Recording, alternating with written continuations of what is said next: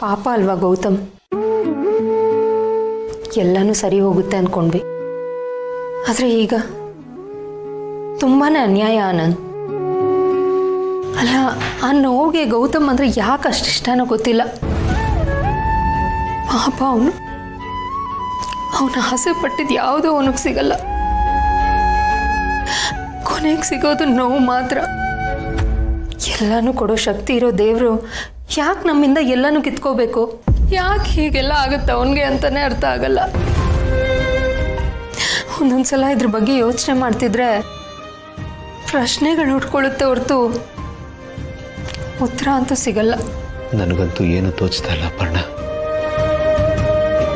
ಎಲ್ಲ ವಿಷಯದಲ್ಲೂ ಒಂಥರ ವೈರಾಗ್ಯ ಹುಟ್ಟುಬಿಟ್ಟಿದೆ. ಗೆಳೆಯನಿಗಾದ ನೋವು ನನಗಷ್ಟೊಂದು ನೋವು ಕೊಡ್ತಾ ಇದ್ದೆ. ಏನೇನೋ ಆಸೆ ಇಟ್ಕೊಂಡಿದ್ದ, ಎಲ್ಲ ಹಾಳಾಗೋಯ್ತು. ದೇವರನ್ನು ನಿದ್ದಿದ್ರೆ ಖಂಡಿತ ಇಂಥ ಕೆಲಸ ಮಾಡ್ತಾ ಇರಲಿಲ್ಲ. ಅದರಲ್ಲೂ ನನ್ನ ಗೆಳೆಯನಿಗೆ ನನಗಂತೂ ಅವನ ಮುಖ ಕಣ್ಮುಂದೆ ಬರ್ತಾನೇ ಇದೆ. ಅಮ್ಮ ಸಿಗ್ತಾರೆ ಅಂತಂದಾಗ ಅವನ ಮುಖದಲ್ಲಿ ಸಂತೋಷ ಇತ್ತು. ಆದರೆ ಇವಾಗ ಅದು ಯಾವುದೂ ಇಲ್ಲ. ಇಷ್ಟು ದಿವಸ ಅವನು ಯಾವ ವಿಷಯಕ್ಕೋಸ್ಕರ ಖುಷಿಯಾಗಿದ್ನೋ ಅದೇ ವಿಷಯಕ್ಕೆ ನೋವಲ್ಲಿದ್ದಾನೆ. ಅದು ಅಂತಿಂತ ನೋವಲ್ಲ, ಅಮ್ಮನ್ನ ಕಳ್ಕೊಂಡು ನೋವು. ಇಷ್ಟು ದಿವಸ ಅವನ ನಗ್ಸಕ್ಕೆ ಏನೇನೋ ತಮಾಷೆ ಮಾಡ್ತಾ ಇದ್ದೆ, ಅವನ ಕಾಲು ಎಳಿತಾ ಇದ್ದೆ, ವಿಷಯನ ಡೈವರ್ಟ್ ಮಾಡ್ತಾ ಇದ್ದೆ. ಈಗ ನಾನೇ ನೋವಲ್ಲಿದ್ದೀನಿ. ಅವನಿಗೇನು ಅಂತ ಸಮಾಧಾನ ಹೇಳಲಿಲ್ಲ. ಇಷ್ಟು ದಿವಸ ಅವನು ಬೇರೆ ಲೋಕದಲ್ಲೇ ಇದ್ದ. ನಾನು ಸಿಕ್ಕಾಗೆಲ್ಲ ಅಮ್ಮ ಸಿಗ್ತಾರೇನೋ ಅಂತ ಕೇಳ್ತಾ ಇದ್ದ. ಸಿಗ್ತಾರೆ ಅಂದ ತಕ್ಷಣ ಅವನ ಮುಖದಲ್ಲಿ ನೋಡ್ಬೇಕಾಗಿದ್ದ ಸಂತೋಷನ ಇನ್ಮೇಲೆ ಅವನ ಪಾಲ್ಗೆ ಈ ಸಂತೋಷ ನೆಮ್ಮದಿ ಯಾವುದೂ ಇರಲ್ಲ ಪರ್ಣ. ಇಷ್ಟು ದಿವಸ ಅಮ್ಮ ಸಿಗ್ತಾರೇನೋ ಅಂತ ಕೇಳಿದಾಗ್ಲೆಲ್ಲ ಸಿಗ್ತಾರೆ ಗೆಳೆಯ, ಖಂಡಿತ ಸಿಗ್ತಾರೆ ಕಡೋ ಅಂತ ಭರವಸೆ ಕೊಡ್ತಾ ಇದ್ದೆ. ಅವನ ನಂಬಿಕೆ ಗಟ್ಟಿ ಮಾಡ್ತಾ ಇದ್ದೆ. ಅವನ ಆಸೆಗೆ ಒತ್ತಾಸೆಯಾಗಿ ನಿಲ್ತಾ ಇದ್ದೆ. ಈಗ ಅವನ್ನ ಹೇಗೆ ಫೇಸ್ ಮಾಡಲಿ ಅಪರ್ಣ ನಾನು? ಲೇ, ಅಮ್ಮ ಸಿಗ್ತಾರೆ ಅಂತ ಹೇಳಿದ್ದಲ್ಲೋ, ಈ ಸಿಗ್ಲಿಲ್ವಲ್ಲೋ ಅಂತ ಕೇಳ್ತಾನೆ. ಏನಂತ ಉತ್ತರ ಕೊಡ್ಲಿ? ಅವನ ಜೀವನ ಪೂರ್ತಿ ಬರೀ ಇದೇ ಆಗೋಯ್ತು, ನೋವು ತಿನ್ನದೆ. ಎಂಜಾಯ್ ಮಾಡೋ ಟೈಮಲ್ಲಿ ಅಪ್ಪನ್ನ ಕಳ್ಕೊಂಡು ಮನೆ ಜವಾಬ್ದಾರನೆಲ್ಲ ಹೆಗಲ ಮೇಲೆ ಹೇಳ್ಕೊಂಡ.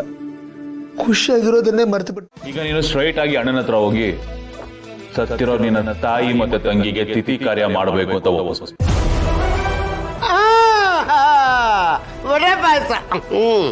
ಎಸ್ ಮಾ, ಸತ್ತಿರೋರ ಆತ್ಮಕ್ಕೆ ಶಾಂತಿ ಸಿಗ್ಬೇಕು ಅಂತಂದ್ರೆ ನಾವ್ ಈ ಕಾರ್ಯನ ಮಾಡ್ಲೇಬೇಕು ಗೌತಮ್. ಈಗ ನಾನು ನಿನ್ನ ಇನ್ನೊಬ್ಬ ತಾಯಿಯಾಗಿ ಮಾತನ್ನ ಕೇಳ್ಕೊತಾ ಇದ್ದೀನಿ, ದಯವಿಟ್ಟು ಅದನ್ನ ನಡೆಸ್ಕೊಡು ಅಂತ ಅವನ್ನ ಕನ್ವಿನ್ಸ್ ಮಾಡಬೇಕು. ಅಂಡ್ ಅವನ ಅದಕ್ಕೆ ಒಪ್ಕೊಂಡ ಅಂತಂದ್ರೆ ಇನ್ನು ಮುಂದಕ್ಕೆ ಅವನ ಪಾಲಿಗೆ ತಾಯಿ ತಂಗಿ ಇಲ್ಲ ಅನ್ನೋದನ್ನ ಅವನು ಒಪ್ಕೊಂಡಾಗೆ. And that will be a permanent full stop ಅವರಿಬ್ಬರ ಚಾಪ್ಟರ್ಗೆ. ಬಟ್ ಅವ್ರಿನ್ನೂ ಬದುಕಿದಾರಲ್ವಾ? ಅದು ನಮಗ್ ಗೊತ್ತು ಮಾಮ್, ಆದ್ರೆ ಎಲ್ರ ಪಾಲ್ಗೂ ಅವ್ರು ಸತ್ತಿದಾರ ತಾನೆ. ನಾವು ಅದನ್ನ ನೀಟಾಗಿ ಮೈಂಟೈನ್ ಮಾಡಬೇಕು. ಮಾಮ್, ನಾನು ಹೇಳಷ್ಟು ಮಾಡು ಮಾಮ್. ಅಣ್ಣನ ಒಪ್ಸು ಕಾರ್ಯ ಮಾಡೋದಕ್ಕೆ. ಅವನು ಕಾರ್ಯ ಮಾಡೋದಕ್ಕೆ ಒಪ್ಕೊಂಡ ಅಂತಂದ್ರೆ ಆಟೋಮೆಟಿಕಲಿ ನಿಧಾನಕ್ಕೆ ಡೇ ಬೈ ಡೇ ತಾಯಿ ಮತ್ತೆ ತಂಗಿ ಅನ್ನೋ ನೆನಪು ತಲೆಯಿಂದ ವಾಶ್ಔಟ್ ಆಗತ್ತೆ. ಅಷ್ಟಾದ್ರೆ ಸಾಕು, ಅವನು ತಾಯಿ ಮತ್ತೆ ತಂಗಿನ ಹುಡುಕ್ಸೋ ಪ್ಲಾನ್ ಅನ್ನ ಡ್ರಾಪ್ ಮಾಡ್ತಾನೆ. ಅಂಡ್ ಪ್ಯಾರಲಿ ನಾವಿಲ್ಲಿ ಒರಿಜಿನಲ್ ತಾಯಿ ತಂಗಿ ಎಲ್ಲಿದ್ದಾರೆ ಅಂತ ನೋಡಿ ಒರಿಜಿನಲ್ ಆಗಿ ತಿಥಿ ಕಾರ್ಯ ಮಾಡೋಣ. ಅಲ್ಲಿಗೆ ಎಲ್ಲ ಲೆಕ್ಕ ಚುಕ್ತಾ ಇದೆ. No worries, no tension, cool ಆಗಿರ್ಬೋದು. ಏನಂತೀಯ? ಕರೆಕ್ಟ್ ಆಗಿ ಹೇಳಿದೆ ಕಣೋ ಜಯದೇವ. ನಿನ್ನ ಆಲೋಚನೆ ಬಹಳ ಸರಿಯಾಗಿದೆ. ಅದು ನಿನಗೆ ಗೆದ್ದಿದೆಯಲ್ಲ, ನೀನು ಏನು ಹೇಳಿದ್ರು ಸರಿನೇ. ಜಯದೇವಿಗೆ ಜೈ. ಮಾಮ್, ಅಲ್ಲ ನೀನು ಹೊಗಳ್ತಾ ಇದೆಯಾ ಅಥವಾ ಕಾಲೆಳಿತಾ ಇದೆಯಾ ಅಂತ ಗೊತ್ತಾಗ್ಲಿಲ್ಲ. ಹೊಗಳ್ತಾ ಇದ್ದೀನಿ ಕಣೋ. ನಿನ್ನನ್ನು ನನ್ನ ಅಳಿಯ ಅಂತ ಹೇಳ್ಕೊಳಕ್ಕೆ ಹೆಮ್ಮೆ ಆಗ್ತಾ ಇದೆ ನಂಗೆ. ನಿನ್ನ ಟೈಮ್ ನಡೀತಾ ಇದೆ ಈಗ. ನೀನು ನಡೆದದ್ದೇ ದಾರಿ, ಆಡಿದ್ದೇ ಆಟ. ಜೈ ಜೈ ಜೈ.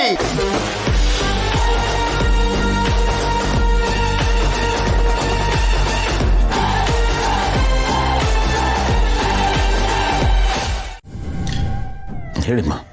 ಈಗ ನಿನ್ನ ತಾಯಿ ತಂಗಿ ನಮ್ಮನ್ನೆಲ್ಲ ಬಿಟ್ಟು ಹೋಗಿದ್ದಾರೆ. ಅವ್ರ ಆತ್ಮಕ್ಕೆ ಶಾಂತಿ ಕೋರ್ಬೇಕಲ್ವಾ? ಅವ್ರು ಎಲ್ಲೇ ಇರಲಿ, ಹೇಗೆ ಇರಲಿ, ಚೆನ್ನಾಗಿರ್ಬೇಕು ಅಂತ ಹಾರೈಸ್ಬೇಕಲ್ವಾ? ಹಾಗಾಗಬೇಕು ಅಂದರೆ ಶಾಸ್ತ್ರ ಪ್ರಕಾರ ಅವ್ರ ಪುಣ್ಯತಿಥಿ ಮಾಡಬೇಕು. ಅದನ್ನೇ ಹೇಳೋಣ ಅಂತಾನೆ ಬಂದೆ. ಖತಮ್, ನನಗೆ ಗೊತ್ತು ಇದು ಕಷ್ಟದ ಕೆಲಸ ಅಂತ, ಆದರೆ ಇದು ಮಾಡಬೇಕಲ್ವಾ? ಮಾಡಲಿಲ್ಲ ಅಂದರೆ ತಪ್ಪಾಗುತ್ತೆ ಗೌತಮ್. ಪೊಲೀಸ್ ಅವರೇ ಕನ್ಫರ್ಮ್ ಮಾಡಿದ್ದಾರೆ ನಿನ್ನ ತಾಯಿ ತಂಗಿ ತೀರ್ಕೊಂಡಿದ್ದಾರೆ ಅಂತ. ತೀರ್ಕೊಂಡು ಎಷ್ಟೋ ವರ್ಷ ಆಗೋಗಿದೆ, ಆದರೆ ಅವ್ರ ಆತ್ಮಕ್ಕೆ ಶಾಂತಿ ಕೊರಕ್ಕಾಗಲಿಲ್ಲ. ಬಾಕಿ ಇರೋ ಕೆಲಸನ ನಾವು ಮಾಡಿ ಮುಗಿಸ್ಬೇಕಲ್ವಾ? ತಡ ಮಾಡಬಾರ್ದು. ಆಲ್ರೆಡಿ ಇಷ್ಟು ಲೇಟ್ ಆಗಿದೆ, ಅದಕ್ಕೆ ಹೇಳ್ತಾ ಇರೋದು. ಏನು ಹೇಳ್ತೀಯ ಗೌತಮ್? ಓಕೆ ಮಾಡೋಣ. ಸರಿ ಗೌತಮ್, ಹಾಗಿದ್ರೆ ನಾಳೆನೇ ತಿಥಿ ಕಾರ್ಯ ಮುಗಿಸೋಣ. ನಾನು ಶಾಸ್ತ್ರಿಗಳಿಗೆ ಬರೋಕ್ಕೆ ಹೇಳ್ತೀನಿ.